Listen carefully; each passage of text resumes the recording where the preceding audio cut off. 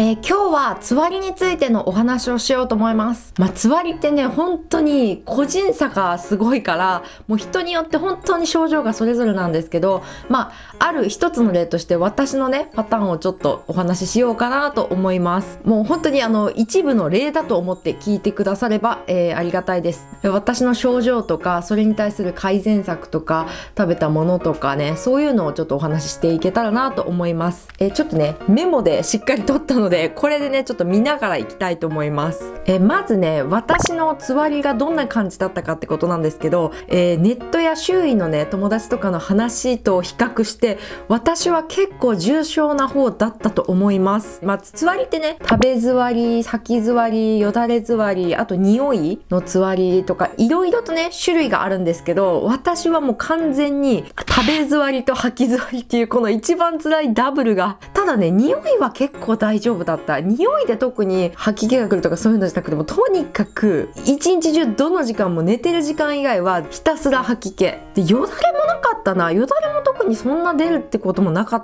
た気がします。なんかよくね、ご飯の炊けた匂いがダメっていう人が結構多いらしいんですけど、私それもなかった。ご飯の炊けた匂いは別にそんなに気にならなかったかな。でね、私のつわりが始まったのが、妊娠が発覚してすぐなんで9週に当たるあたりかな。9週でなんかちょっと気分悪いなって思ったら、もう2日3日ですぐにきつくなってきて、結構ね早い段階でピークが来ました。でピークの時期がまた長かったんですよね。でもこれどうなのかな、私つわりが始まるの遅い方かもしれない。だって早い人だと本当に妊娠2ヶ月入ってとかからもうつわり来る人もいっぱいいるらしいから、そんなに早い方ちょっとっていうか、むしろ1ヶ月ぐらい遅い方だったのかもしれない。遅く始まった分遅く終わったとこがあって、ピークはね2週間ぐらいで終わったんですけど、11週過ぎたぐらいからちょっとだけマシになってきたけど、それでも吐き気はすごいですよ。もう本当にピークの時がもう体重が何キロ、ちょっとこれ体重のお話の時に言うんですけど、ガクッと思いっきり落ちたぐらい本当に食べれなくって、でさらにこの14週くらいから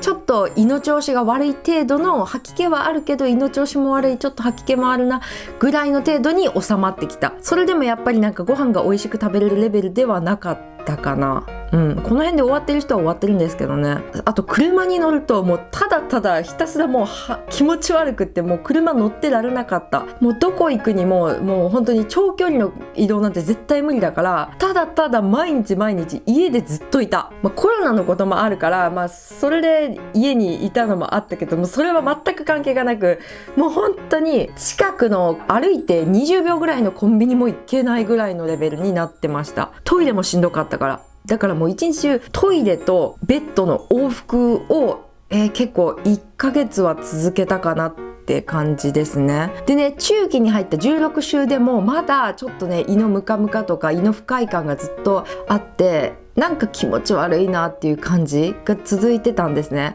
で16週中期入るくらいまでって葉酸飲んでるじゃないですか皆さん。で葉酸から鉄分に切り替えたんですね。特に私すごい貧血で低血圧でとか、鉄分も全然足りてなくって、なので鉄分をね飲んでくださいって言われて出された鉄分がね、また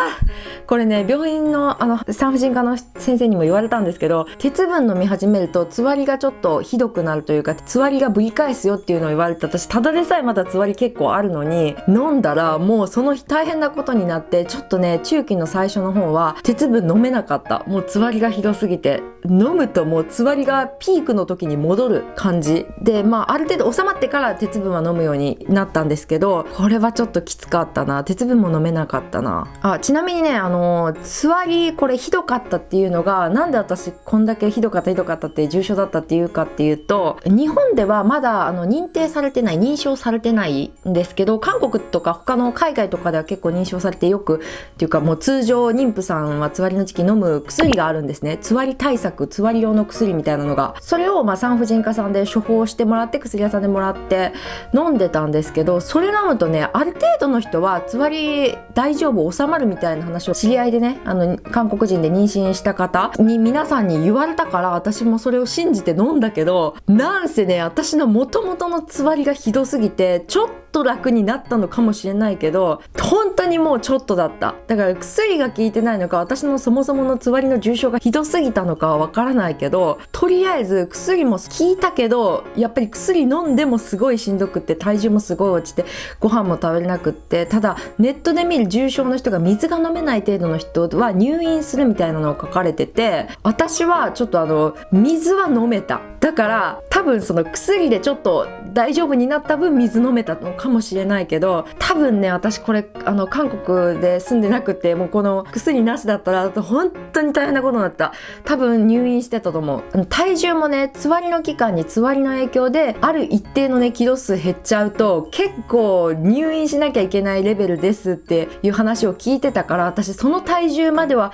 減らさないようにギリギリまで頑張った。なんか体重はさすがにそこまで減らして入院になると大事だし、もう頑張ってなんとかちょっと食べれるものを食べて、ジュースもちょっとカロリー高いの飲んでとか、本当にもうなんとかした。ただもう赤ちゃんのために栄養っていう風な考えで食材を選べるような状態ではなかった。だから病院の先生に言われたのが、もうファーストフードでも何でもいいからとりあえず食べれるものを今は食べてって言われて、本当に食べれるものがその頃少なかった。だから多分重症になる、入院ギリギリだったみたいです。でね、ここからつわりの対策というか、つわりに対して私はどう対応してたかっていうことなんですけど、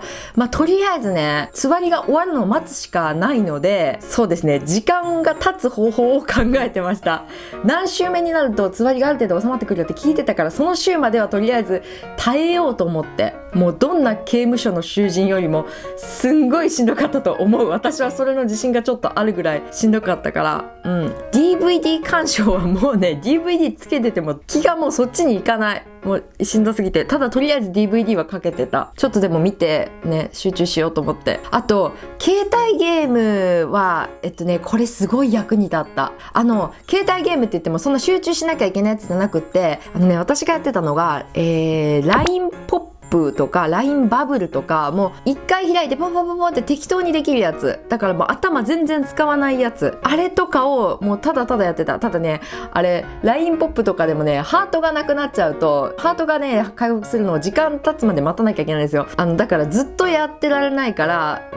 それはちょっとね悲しかったな。だからね、この簡単な携帯ゲーム、特に LINE ポップ LINE バブルめちゃくちゃおすすめ。私は LINE ポップを特に重点的にやってた。だからめちゃくちゃ進んだもん。点数すごい取りまくったし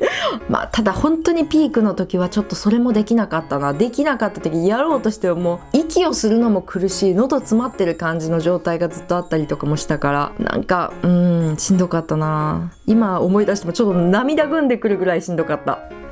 あとね、ちょっとこれは私事になるんですけど、私妊娠3ヶ月入る時ぐらいに気づいちゃったからちょっと遅かったんですね。つまり妊娠気づくまでの間に、なんかその動画のね、もっぱん用の食べ物とかをネットとかでいっぱい注文しまくってて、冷蔵庫の中にもいろいろとね、食材とかを揃えてたり、普段の食べる食材とかもいっぱい入ってたのが、急にね、妊娠が分かって、急につわりがもうなんかそこから始まったから、なのでもう全部食材がダメになった。なんかそこはすごいちょっと悲しかったなというか、妊娠をもしね予想できる人とか、今妊活してるからちょっともしかしたら妊娠するかもって方は、ちょっとね冷蔵庫の中の食材をいろいろ考えた方がいいです。もうつわりが急に始まって、急激なつわりが来るともう料理なんかできないし、本当にそんな状態になる可能性も十分あるので、ちょっとね妊活の方は冷蔵庫の食材を調節を考えた方がいいかも。ちょっとずつこまめに買ってこまめに食べていくの方がいいと思います。冷蔵庫で腐っちゃって、おまけにその整理するのもできない状態になってたから、結構つわりが終わりかけになって冷蔵庫開くのちょっと怖かったもんもったいなかったな、すごい。でご飯なんですけど、もう本当につわりを経験した方分かると思うんですけど、料理はできない。ひどいつわりだと。もう私匂い座りないって言ったけど、匂い座りの問題じゃなくって、もう立って長時間何かをするっていうことがまずできなかった。もうしんどすぎて。なのでご飯はくまさんの分とかもね、くまさんがなんとか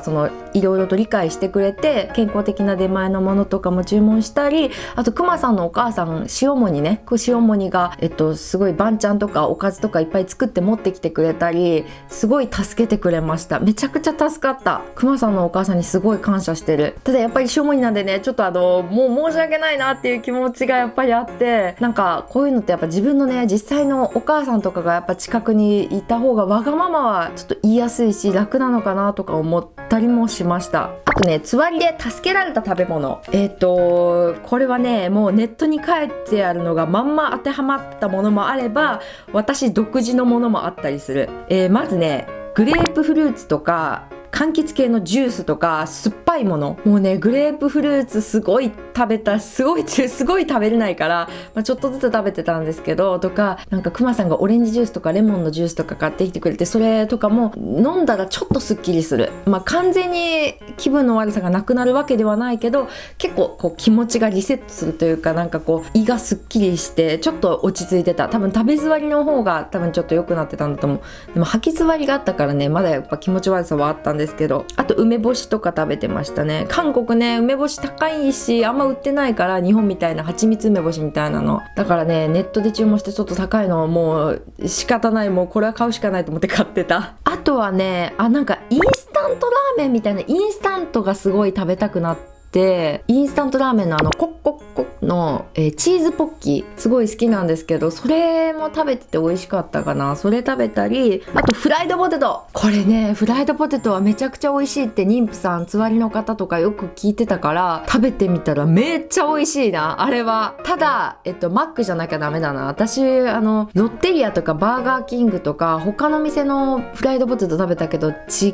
マックの細くて塩味のポテトが美味しかった。あとロッテリアの本宅とかね、ちょっとパリッとしたチキンとかもすごい美味しかった。フライドチキンじゃないんですよ。ちょっとグリルもっぽい、なんていうの、なんかグリルだけど揚げたようなトンタっていうチキン、が好きでしたね。あとはね、レモンをしっかり絞った冷たい酸っぱい、麺うどん。冷たいうどんですね。日本でいうなんかうどんとかぶっかけうどんとかになるのかな、それが美味しかったからよく出前してた。あと家の近く食べに行ったりとかでね、甘いもの全然欲しくなかったな。なんか私もともと甘いもの絶対ご飯食べた後には甘いものが欲しくなるぐらいで、ご飯の代わりに甘いものにしてもいいぐらい甘いものすごい好きで甘党なんですけど、もう一切甘いものが欲しくなかった。なんかこれはね、ずっとそんな感じだった。結構つわり期間は。あと氷舐めてましたね。本当にピークの時期のすごいひどかった時はもうそのインスタントとかそういうものすら何も欲しくなくなってて、フライドポテトもいらないみたいな感じになったから、とにかく氷を舐めてごまかしてたというか、氷を口の中で入れてコロコロ転がすとちょっとなんか落ち着くというか、完全に治るとかそんなのは全くないけど、ちょっと気を紛らわす的な感じにはなってた。でピークじゃない頃にまだちょっと食べれる時はパンとかね買おうと思うと、いつも私は甘い菓子パン系の方がどっちかというと目がいく好きなんですけど、すごい味覚が変わってお惣菜パンばっかり選んでた。お惣菜パンがすごい食べたくって、多分ね塩辛いものとか塩分求めてたんだと思う。あとねチーズとケチャップを使った料理すっごい食べたくなった。他の友達とかあと親戚とかね親とか聞いてみると、ケチャップ系の匂いとかがダメだったっていう方意外と多かったりするんですけど、私はねケチャップの食べ物がすごい食べたくなって、多分ケチャップの酸味が良かったのかなと思うんだけど、オムライスとかねもうガンガンケチャップ入れて食べたりとか、あとチーズすっごい食べたくなって、もうチーズばっかり食べてた。なんか普通にチーズをねかじるのもいいんですけど、溶かしたチーズとかそういうトロットロチーズもう周りに何でもかんでも何か食べるときはチーズかけるみたいな、そんな感じで食べたりはしてた。ただね妊婦さん気をつけなきゃいけないのが、チーズは食べれるチーズと食べれないチーズがある、種類がいろいろあるので、それはねネットで調べてから食べた方がいいです。私の場合はもう完全に加熱した、加工されたチーズで、トロトロチーズで食べたんでなんとか大丈夫だったんですけど、はい。だからねトマトソースとかケチャップとかチーズを使ったものでピザがねすごい欲しかった時が多かったかな。ピザすごい求めてました。